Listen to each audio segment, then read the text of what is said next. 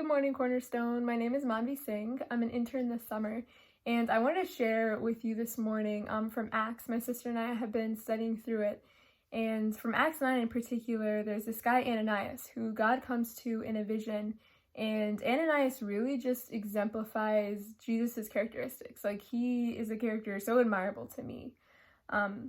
In verse 10, it says, "In Damascus there was a disciple named Ananias. The Lord called to him in a vision, 'Ananias.'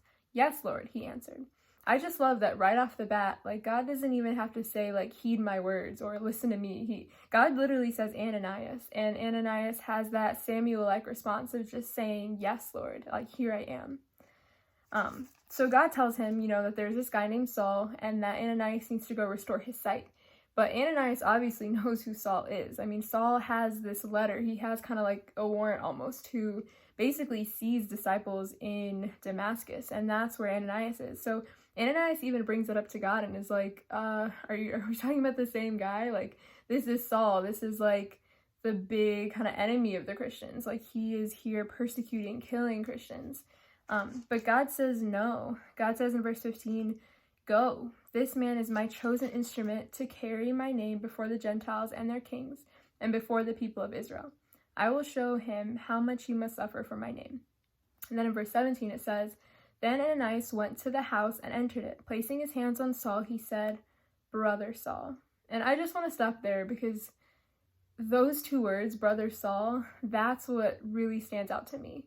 Like, here's Ananias, who already knows who Saul is, who already knows that Saul really doesn't have a good reputation when it comes to the Christians, and is honestly very scary. Like, if I were in Ananias' shoes, I would be really fearful. I would really be second guessing, what God is telling me. Like, is this the right Saul?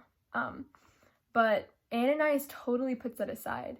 Like, what he knows, what he has seen, what he has heard, he puts that aside and he puts all his trust in God. He puts all his faith in God. And he goes, like, with no hesitation, like, no, like, running in fear, no, nothing. He leaves, what his own mind knows, but he has that faith in God to then immediately, go to the house and just place his hands on Saul, like, no fear at all, and just say, "Brother Saul." Like, to see that faith in God, to see Ananias' love, even to Saul, to somebody who maybe a day before would have straight up killed Ananias. Like, that takes a lot of strength, that takes a lot of courage, and ultimately just faith in God. And that's the attitude that really just has impacted me, because that's the attitude that, I want to have for anybody, who I come across, no matter what prejudice, like, might be in my mind, no matter what I might know about them. I, want to leave all that aside and take that faith of Ananias here. So, hope you guys have a great day, but thank you so much for letting me share this morning.